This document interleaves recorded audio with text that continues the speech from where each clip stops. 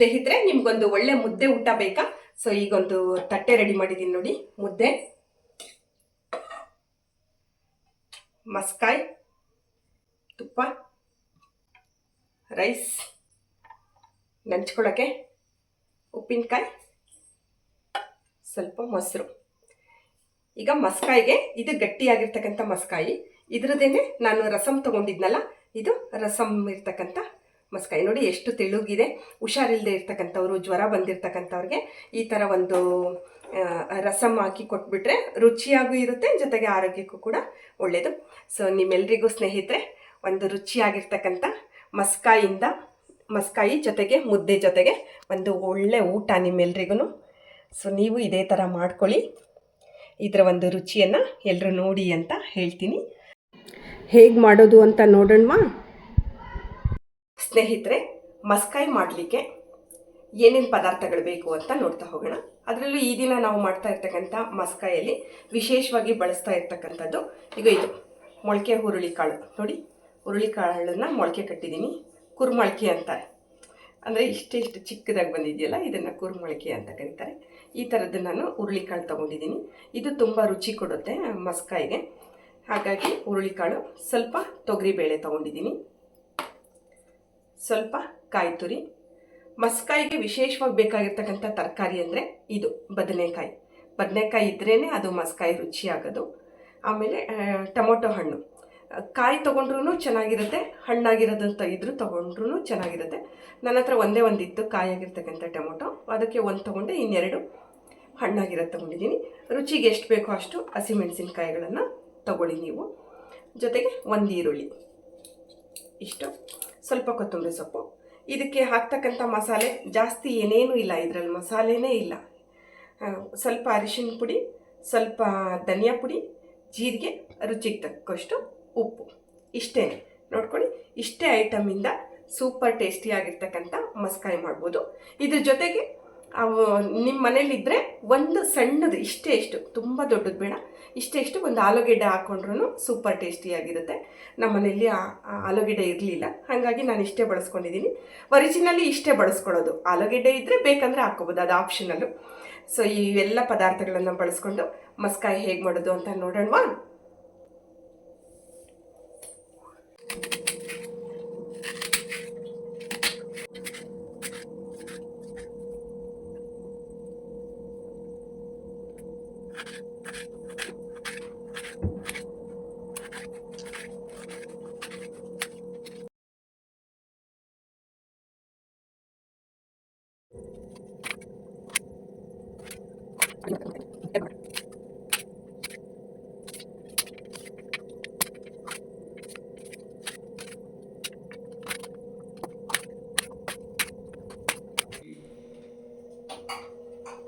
ನೋಡಿ, ಎಲ್ಲ ತರಕಾರಿಗಳನ್ನ ಈ ಥರ ಕಟ್ ಮಾಡ್ಕೋಬೇಕು. ತುಂಬ ಸಣ್ಣದಾಗೆ ಬೇಕಂತೇನಿಲ್ಲ. ನಾನು ಸ್ವಲ್ಪ ಇದು ಟೊಮೊಟೊ ಹಣ್ಣು ಚಿಕ್ಕದಾಗಿ ಮಾಡಿದ್ದೀನಿ. ಈ ಥರ ದೊಡ್ಡ ಓಡಾಗಿ ಕಟ್ ಮಾಡಿಕೊಂಡ್ರು ಓಕೆ. ಈಗ ತುಂಬ ಸುಲಭ, ತುಂಬ ಈಸಿ. ಇದೇನಿಲ್ಲ, ಜಸ್ಟ್ ಕುಕ್ಕರ್ ತೊಗೊಳ್ಳೋದು, ಇದರೊಳಗೆ ಇವಷ್ಟು ಹಾಕೋದು, ವಿಷಲ್ ಹೊಡ್ಸಿದ್ರೆ ಮುಗೀತು. ಸ್ಟವ್ ಆನ್ ಮಾಡಿಕೊಂಡು ಕುಕ್ಕರ್ ಇಟ್ಬಿಟ್ಟು ಈಗ ಈ ಎಲ್ಲ ಪದಾರ್ಥಗಳನ್ನು ಒಂದೊಂದಾಗಿ ಹಾಕ್ತಾ ಹೋಗೋಣ. ನೋಡಿ, ಬೇಳೆ ತೊಳೆದಿಟ್ಕೊಂಡಿದ್ದೀನಿ, ಇವನು ಅಷ್ಟು ಹಾಕ್ಬಿಡೋಣ. ತೊಳೆದು ರೆಡಿ ಮಾಡ್ಕೊಂಡಿದ್ದೀನಿ. ಒಂದು ಅರ್ಧ ಕಪ್ ಬೇಳೆ, ಒಂದು ಅರ್ಧ ಕಪ್ಪು ಮೊಳಕೆ ಹುರುಳಿಕಾಳು. ವಿಶೇಷವಾಗಿ ಮೊಳಕೆ ಹುರುಳಿಕಾಳನ್ನೇ ಜಾಸ್ತಿ ಹಾಕಿರೋದ್ರಿಂದ ಸ್ವಲ್ಪ ಕಂಟೆಂಟು ಬೇಳೆಗಿಂತ ಜಾಸ್ತಿ ತೊಗೊಂಡಿದ್ದೀನಿ. ಇದು ಹಾಕೋಣ. ಆಮೇಲೆ ಈಗ ಕಟ್ ಮಾಡಿ ಇಟ್ಕೊಂಡಿರ್ತಕ್ಕಂಥ ಎಲ್ಲ ತರಕಾರಿಗಳು, ಮಸ್ಕಾಯಿ ಮಾಡಲಿಕ್ಕೆ ಮುಖ್ಯವಾಗಿ ಬದನೆಕಾಯಿ. ಸೊ ಬದನೆಕಾಯಿನ ಹಾಕ್ತಾಯಿದ್ದೀನಿ. ನೆಕ್ಸ್ಟು ಹಸಿಮೆಣಸಿನ್ಕಾಯಿ ಕಟ್ ಮಾಡಿಟ್ಕೊಂಡಿದ್ದೀವಿ, ಅದು. ನೆಕ್ಸ್ಟು ಟೊಮೊಟೊ ಹಣ್ಣು. ಕಾಯಿ ಹಾಕಿದ್ರೆ ಇನ್ನೂ ರುಚಿಯಾಗಿರುತ್ತೆ. ನನ್ನ ಹತ್ರ ಒಂದೇ ಒಂದು ಕಾಯಿ ಇತ್ತು, ಹಾಗಾಗಿ ಒಂದು ಹಾಕ್ಕೊಂಡಿದ್ದೀನಿ. ಜೊತೆಗೆ 2 ಹಣ್ಣಾಗಿರ್ತಕ್ಕಂಥ ಟೊಮೊಟೊ ಹಣ್ಣು, ಕೊತ್ತಂಬರಿ ಸೊಪ್ಪು, ಮತ್ತು ಒಂದು ಈರುಳ್ಳಿ, ಅಷ್ಟು ಹಾಕ್ತಿದ್ದೀನಿ.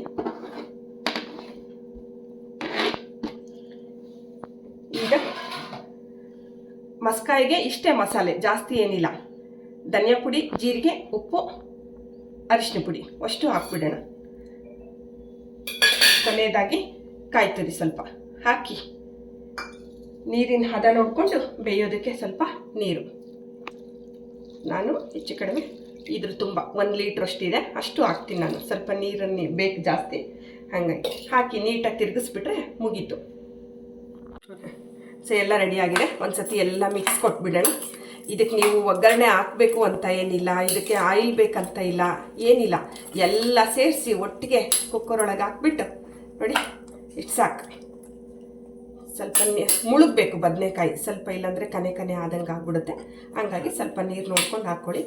ಇಷ್ಟು ಹಾಕಿ ಲಿಡ್ ಕ್ಲೋಸ್ ಮಾಡಿ 2 ವಿಷಲ್ ಬರೆಸ್ಕೊಂಡ್ಬಿಟ್ರೆ 2 ವಿಷಲ್ ಸೂಪರ್ ಟೇಸ್ಟಿ ಆಗಿರ್ತಕ್ಕಂಥ ಮಸ್ಕಾಯಿ ರೆಡಿ.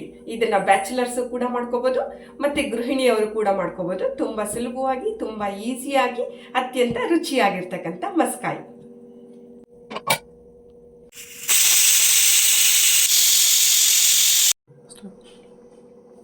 ನೋಡಿ, ಈಗ 2 ವಿಷಲ್ ಆಗಿದೆ, ಸ್ಟೀಮ್ ಎಲ್ಲ ಹೋಗಿದೆ. ಓಪನ್ ಮಾಡೋಣ. ಹಾಂ ನೋಡಿ,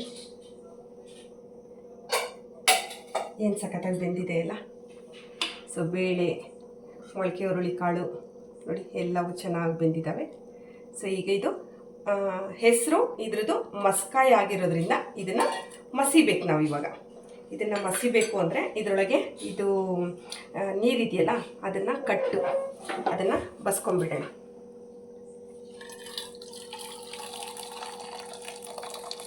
ಇದನ್ನು ಬಸ್ಕೊಂಡು ಮಕ್ಕಳು ಒಂದೊಂದು ಸತಿ ತರಕಾರಿ ತಿನ್ನಲ್ಲ, ಊಟ ಮಾಡಬೇಕಾದ್ರೆ ಆಟ ಮಾಡ್ತಿರ್ತಾರಲ್ಲ, ಅವಾಗ ಈ ಕಟ್ಟೆನೇ ಬಳಸ್ಕೋಬೋದು. ಇದು ಕೂಡ ತುಂಬ ರುಚಿಯಾಗಿರುತ್ತೆ.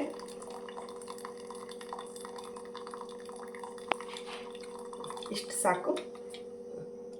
ಇದನ್ನು ಎತ್ತಿಟ್ಕೊಳ್ಳೋಣ.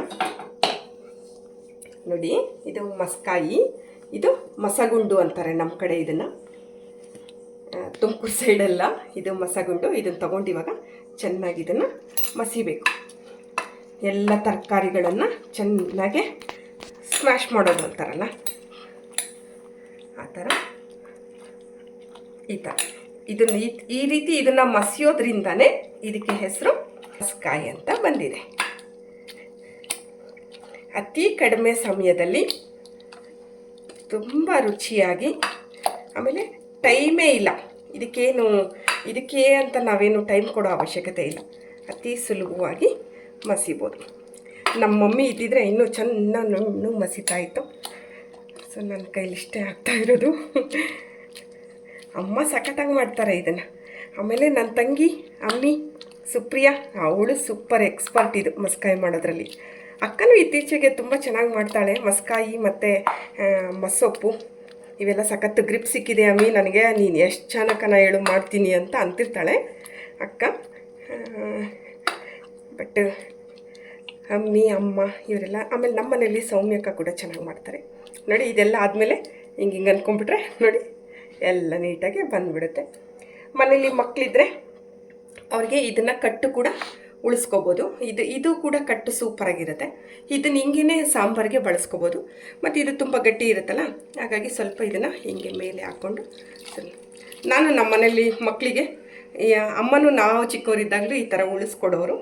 ಆಮೇಲೆ ನಮಗೂ ಅದೇ ರೂಢಿ. ಇವಷ್ಟು ಹಾಕೋದಿಲ್ಲ, ಒಂದು ಸ್ವಲ್ಪ ಎಷ್ಟು ಬೇಕೋ ಅಷ್ಟು ಕನ್ಸಿಸ್ಟೆನ್ಸಿ ನೋಡ್ಕೊಂಡು ಹಾಕ್ಬಿಟ್ಟು ಉಳಿದಿದ್ದು ಕಟ್ಟು ಇದನ್ನು ಹೀಗೆ ಇಟ್ಕೊಡ್ತೀವಿ. ಇದು ರೈಸ್ ಜೊತೆಗೆ ಅನ್ನ, ಇದು ಒಂಥರ ರಸಮ್ ಇದ್ದಾಗಿರುತ್ತೆ, ಸೂಪರ್ ರುಚಿ ಕೊಡುತ್ತೆ. ಇದಕ್ಕೆ ತುಪ್ಪ ಹಾಕ್ಕೊಂಡು ತಿಂದ್ಬಿಟ್ರಂತೂ ಮಸ್ತಾಗಿರುತ್ತೆ. ಹಾಗಾಗಿ ಇದನ್ನು ಹಾಗೆ ಎತ್ತಿಡ್ತೀನಿ ನಾನು. ಈಗ ಇದು ಇಷ್ಟು ಸಾಕು ಇದಕ್ಕೆ ಮಸ್ಕಾಯಿ. ಈಗ ಎಲ್ಲ ರೆಡಿಯಾಗಿದೆ ನೋಡಿ. ಇದಕ್ಕೆ ಏನು ಒಗ್ಗರಣೆ ಕೊಡೋದು ಬೇಡ, ಏನು ಬೇಡ, ಇಷ್ಟೇ ಸಾಕು. ಸೂಪರಾಗಿರ್ತಕ್ಕಂಥ ಮಸ್ಕಾಯಿ. ಇದು ಒಳ್ಳೆ ಊಟ ನಿಮ್ಮೆಲ್ರಿಗೂ. ಸೊ ನೀವು ಇದೇ ಥರ ಮಾಡ್ಕೊಳ್ಳಿ. ಇದರ ಒಂದು ರುಚಿಯನ್ನು ಎಲ್ಲರೂ ನೋಡಿ ಅಂತ ಹೇಳ್ತೀನಿ. ಥ್ಯಾಂಕ್ ಯು ಸ್ನೇಹಿತರೆ, ಈ ಒಂದು ವಿಡಿಯೋವನ್ನು ನೋಡಿದ್ದಕ್ಕೆ.